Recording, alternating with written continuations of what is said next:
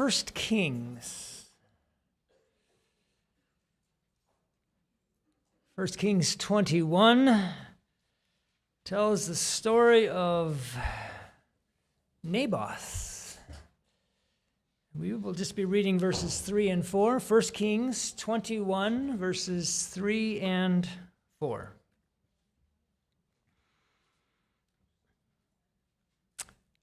Naboth said to Ahab, "The Lord forbid that I should give the inheritance of my fathers to you." So Ahab went into his house sullen and displeased because of the word which Naboth the Jezreelite had spoken to him. For he had said, "I will not give you the inheritance of my fathers." And he lay down in his bed and turned away his face and would eat no food. It's a bad day for Ahab.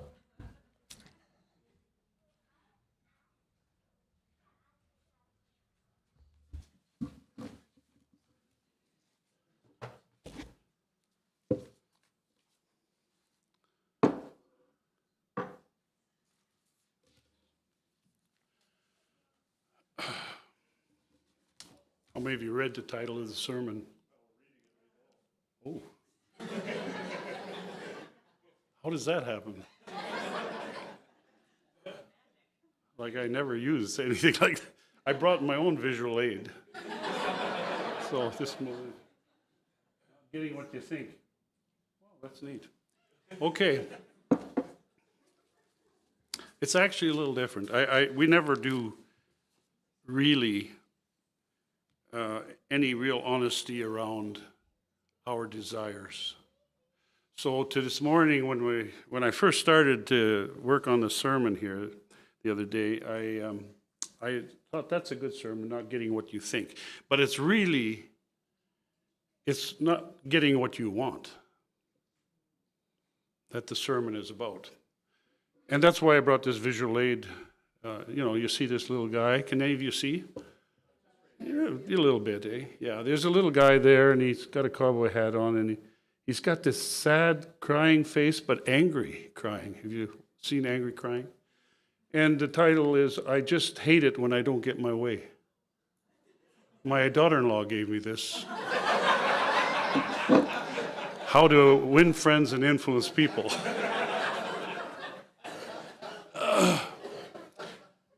But it's very true. But what we don't realize is it's not near as light as we think. The word hate is a very terrible word, excuse me. It's a word that Jesus says is like murder.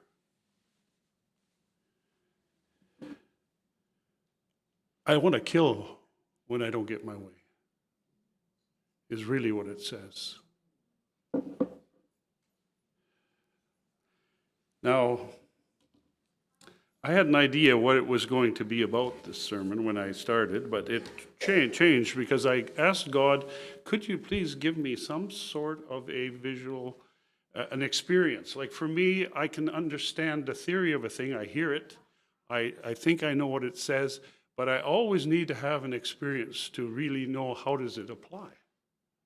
How does it apply in my life? I know, we all know that we hate it when we don't get what we want. We all do. But do we know what that is? Now, the reason I came up with this sermon is because of that quote that I read in the Sabbath school lesson last week, where it said, Christ had not come in the manner they expected. Christ had not come in the manner they expected. So I looked up the word manner. The meaning of manner is a way in which a thing is done or happens. Christ did not come in the way they expected, so they hardened their hearts and stifled their conviction, stifled their conscience. I looked up the words. What does stifle mean? It means choke. It means, it had a bunch of meanings. Suffocate. Suffocate, I guess is a word. Eh? cut off, hold back, smother, prevent something from happening. Now you think I would have never rejected Christ. I would have never, if I'd have been there, rejected. Look at all the things he did. We're studying the miracles today. That he's the way. But remember, our way. See, they had a religious way that they were expecting Christ. And it wasn't their way. And so they rejected him. And so I started thinking about this thing. The manner in which a thing comes. And we get pretty excited about manner because the disciples said to Jesus, "What will be the manner of your coming?" But even as he explained that, he put a couple of things together there that, were apart. And so we don't always know the manner, but we like to develop a manner. And so we all have that. So this morning I thought to myself, it's interesting. Christ came in a manner they never expected. Something else comes in a manner you never expect. That is sin. See, we think we know everything. We think we know exactly, how Christ is going to come. Oh, his feet are not going to touch the ground. Different things, the manners.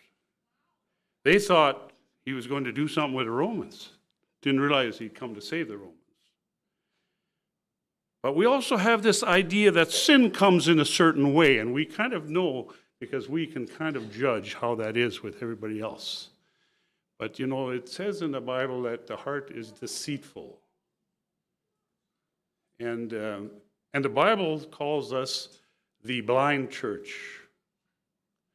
So if this morning, if I would say, "Good morning, Laodicea," would you all say good morning? Or would you say, "Oh yeah, there are some of those"? But you wouldn't say good morning. So sin doesn't come in the manner that you expect. Now it says that the truth is Jesus, and we need Jesus.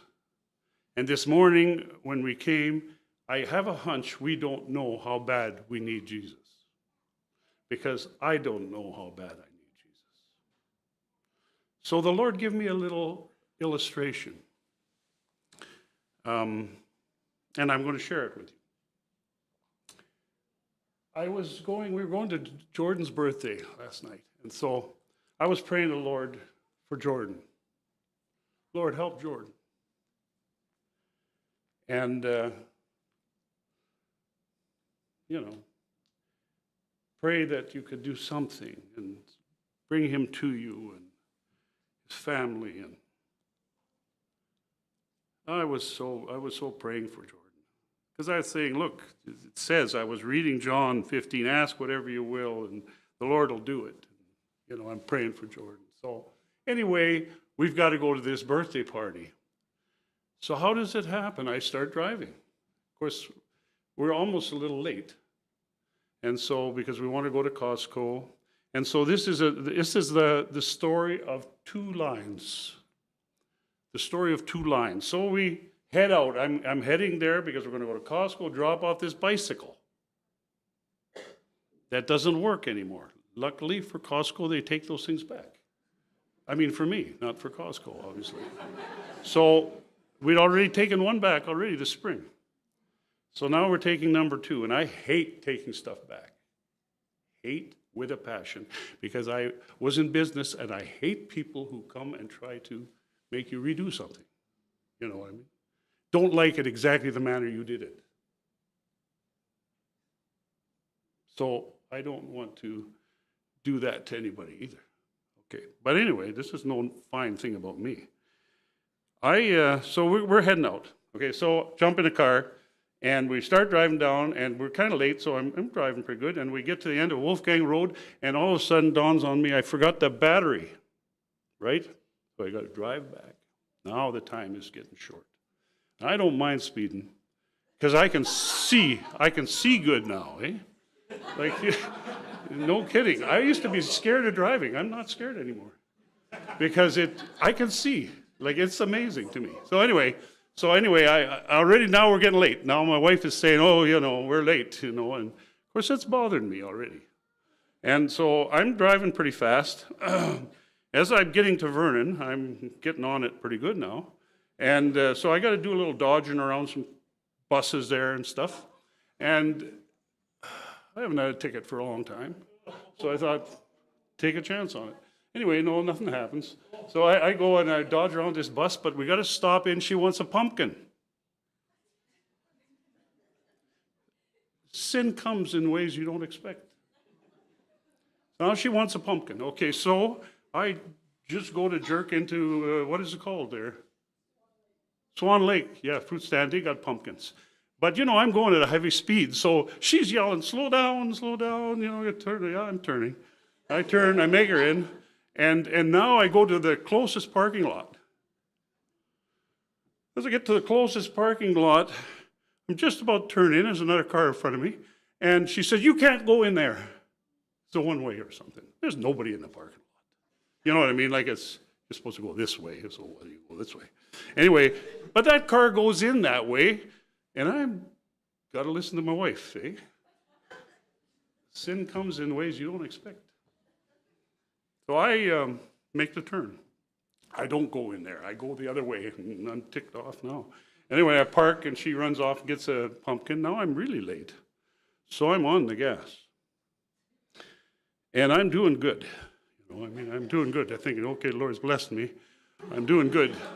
I'm going there because I want to go there, talk to Jordan and be a good Christian, be a good witness for the Lord. Anyway, we get to what is that place there where Walsh lives? Oyama. Oh yeah, Oyama. There we are in Oyama, and we're going up that hill, that bump that goes up and over and goes to Winfield. And as we get to Oyama, there's a line. Slow line, stopped almost. Now it's there's 3 rows, 3 lanes going up the hill, and I'm in the fast lane because I'm going, eh? And so all of a sudden I see they're lining up in the fast lane. I think, okay, lining up in the fast lane. That means that, they got to turn into one lane. Obviously, that's why they would line up into the fast lane. So I stay in the fast lane because I think, I got to turn right in. But then all of a sudden we stop, and it took us a half an hour to go over that bump. But I'm telling you, something really interesting happened in that half hour. Cars went by on me, on the other line. See? Boom, they go by. I'm thinking, what an idiot, I should have gone there first. And then they go by, and I'm crawling. Go by, and then a few more, and then 2 lanes of them go by, because there's 3 lanes. And now, I'm starting to think about these guys that are going by. I'm thinking, when I get up there, there's nobody cutting in on me. You know what I mean? Because somebody's got to be cutting in. And it continues. Now, if this would have went 5 minutes, I'd have been already in not bad shape. But this went on for a half an hour. Because this was lined up way till the top of the hills, there. And so we get there. But anyway, when I get there, I am so ticked off now about these guys. How unjustly they're passing me. Right? Of course, I wish I would have been there. You know what I mean? But I made this bad decision, so they really ticks me off. So now I'm getting quite set in my ways, and I'm deciding, I'm going to stand stiffly for justice. Right? You know how you are. So I'm driving, and as we're getting there, I see, okay, here it is. And it's a long time I've been waiting, and lots of cars went by. They just seem to buzz by at high speeds and, cut in, and away they go. But I dumbly stayed in that lane and charged it to their account, of course. And so as I get there, at last, people are cutting in, and I'm tightening up, and everybody's tightening up. They're all thinking like me.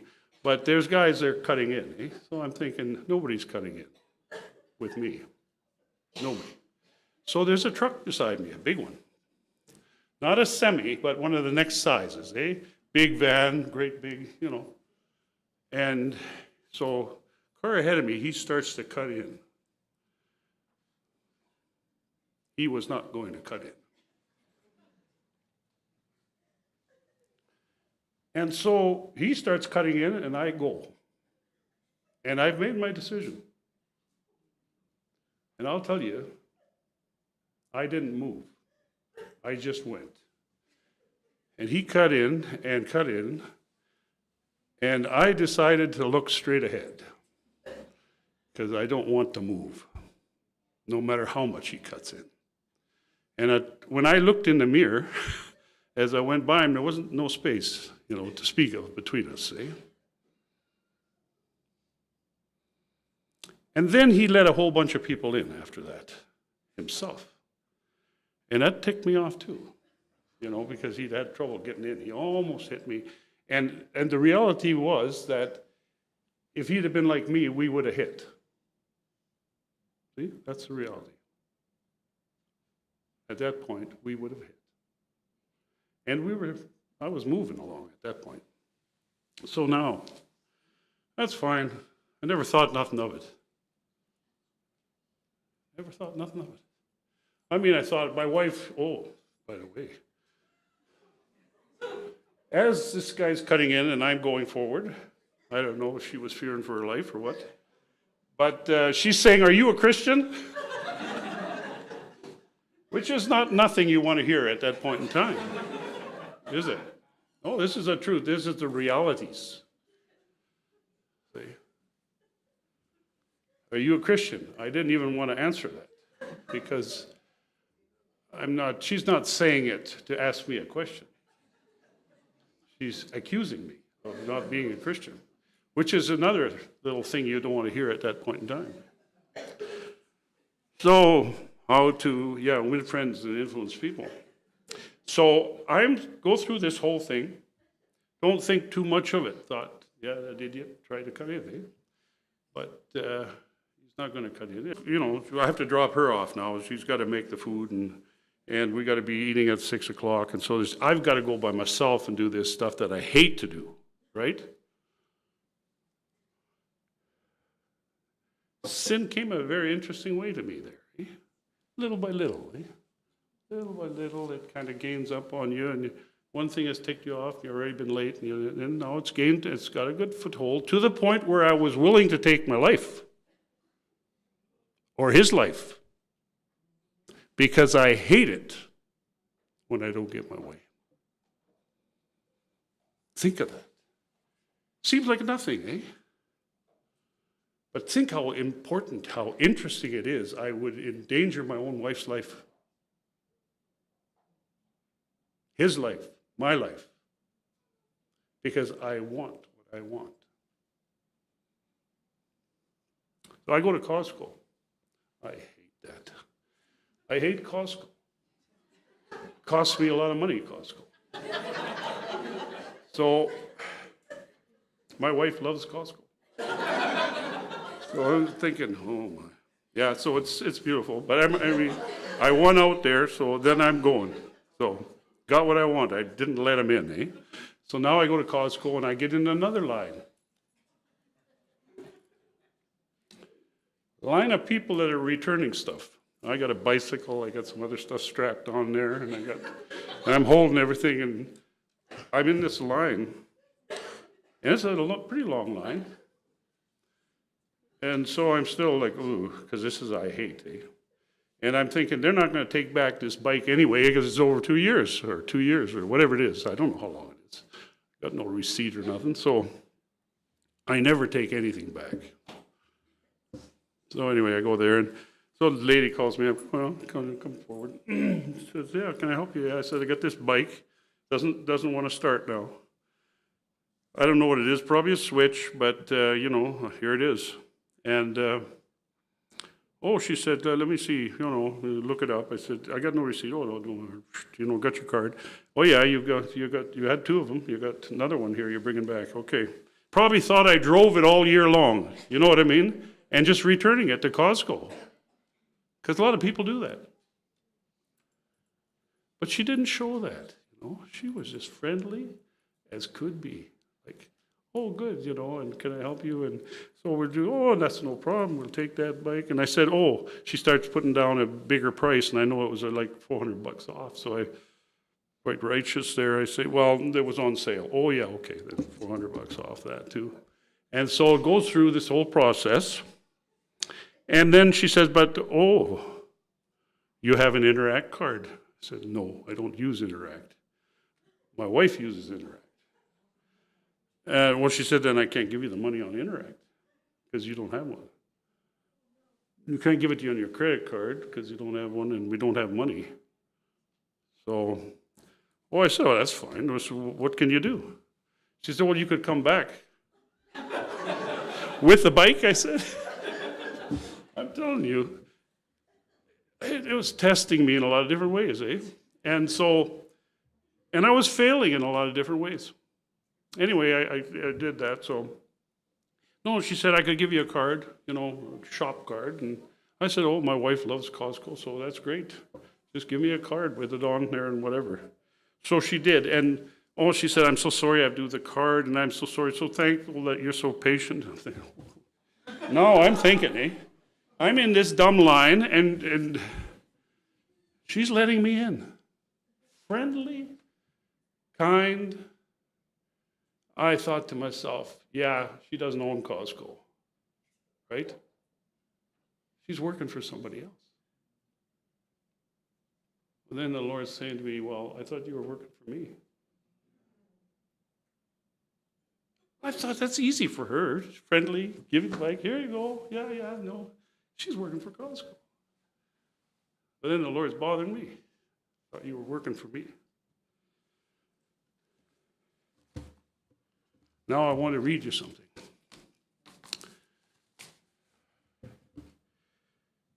The Spirit of truth, this is a quote, mind, character, personality, makes better men and women of those who receive it in their hearts. It works like leaven, till the entire being is brought into conformity to its principles. It opens the heart that has been frozen by avarice. It opens the hand that has ever been closed to human suffering, and charity and kindness are seen as its fruits. Now, pick up the realities here, what it's saying. Day by day, men and women are deciding their eternal destiny.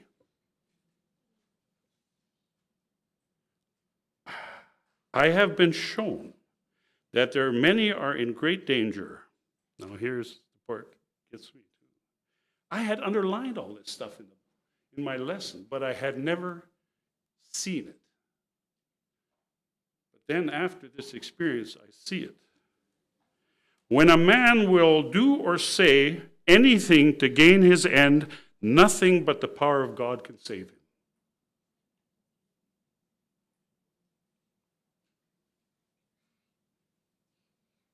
I was willing to do anything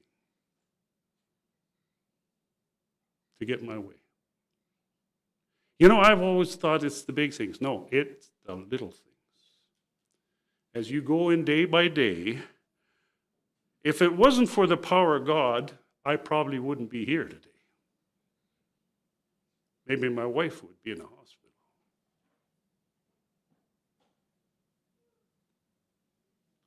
Just think how much you might need God. You start an argument with your wife or your neighbor or your friends.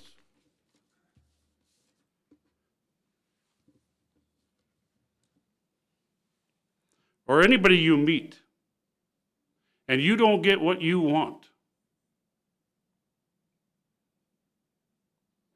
You're in huge danger.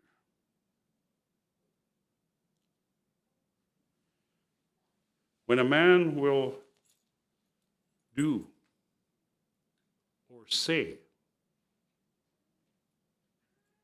anything to gain his end, that's what we do. We say things. We do things to get our end. And we don't think they're very serious. But when a man will say or do anything to gain his end, nothing but the power of God can save him. His character needs to be transformed before he can have a good conscience.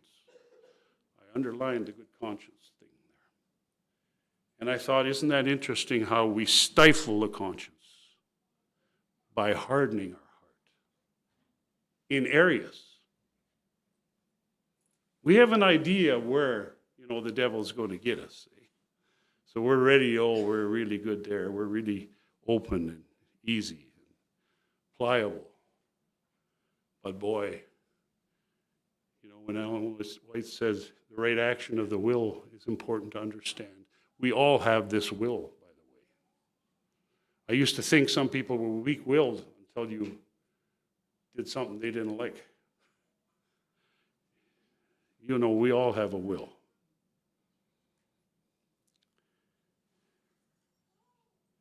His character needs to be transformed before he can have a good conscience. So you can have a perfectly good conscience because you've hardened your heart. You don't even know. You think it's that other idiot.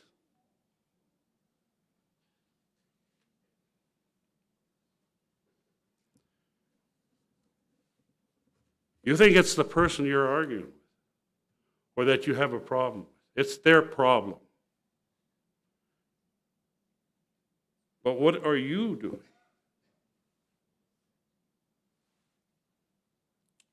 His character needs to be transformed before he can have a good conscience, void of offense towards God and man.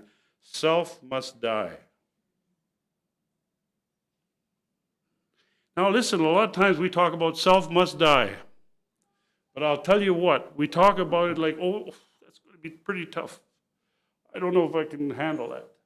But listen, when you have a guy who's ready to run into the next vehicle and kill everybody, does that self have to die? Would you like to keep that?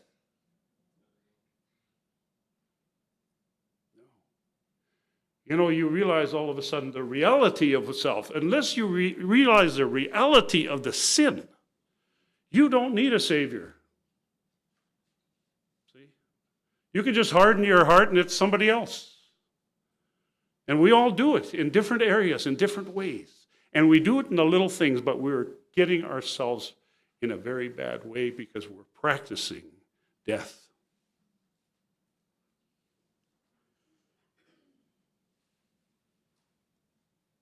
Self must die, and Christ must take possession of the soul temple. When, by rejecting the light that God has given, men abuse and trample upon the conscience, they are in fearful danger. Their future eternal welfare is imperiled. Well, think about it. Seems like little stuff, doesn't it? You can throw it out the next day. You've had this thing with your wife or with your neighbor or with everybody. And thank God, God comes in and forgives you and gets you to repent. But you know what? Laodicea is a very blind church. It can mark down, it can read the statements. It doesn't understand.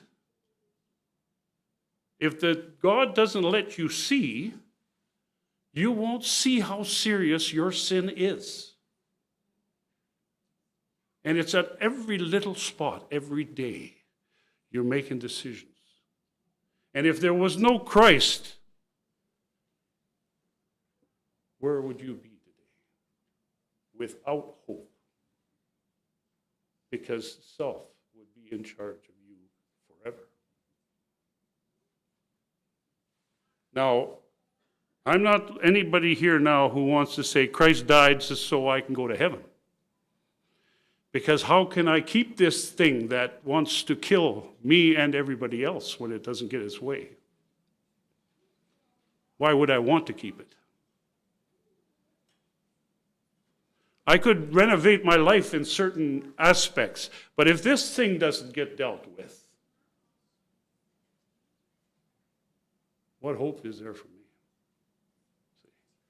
And so I wanted, as we studied John, you see, this is the whole thing about Christ.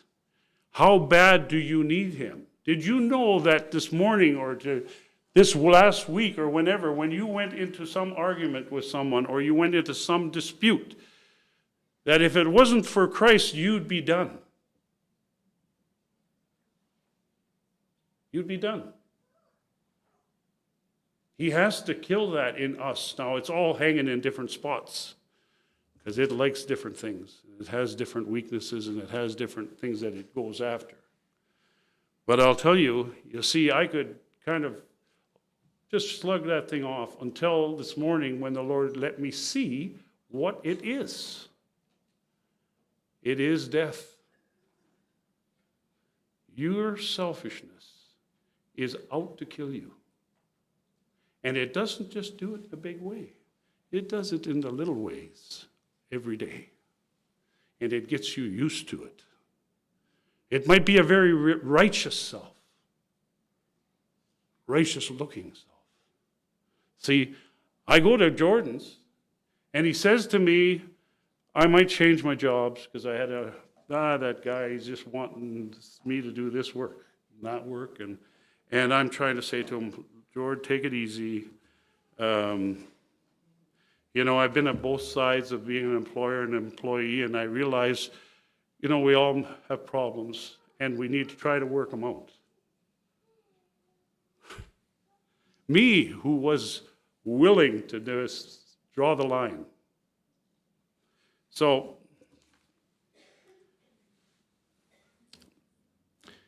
when truth is experienced by the Christian, there is seen in his life a simplicity, a humility, a meekness, and a lowliness of heart. Next time you come into your little test on these things, where you don't get what you want, see how it's going.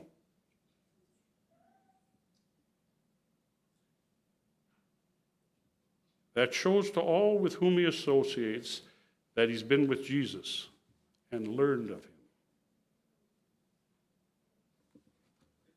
Little things.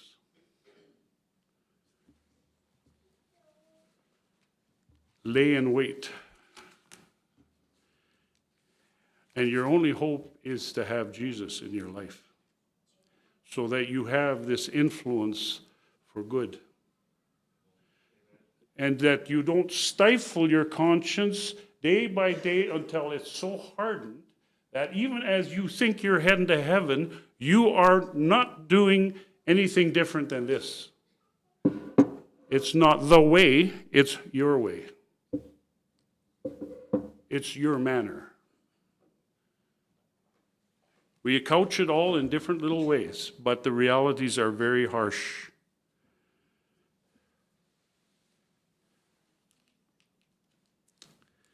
I just wanted to share it because I don't want us to stifle our conscience. I don't want us to set the ways upon our manner. And as, was brought up in the lesson today, it's not our way. It's Jesus is the way.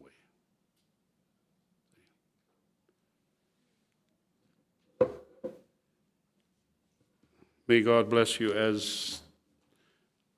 luckily for us, the Lord is merciful. And he's working to save every one of us, every day, on every little detail, because that's where we actually mess it up. We go for the big broad colors and we kind of see a truck when it's coming, but every little day we have an opportunity to die to self. And thank God that Jesus died so that we could. Because none of us want to keep that thing alive. Because it's out to kill you and everybody else. Anyway, may the Lord bless you as we go, looking forward to the baptism too.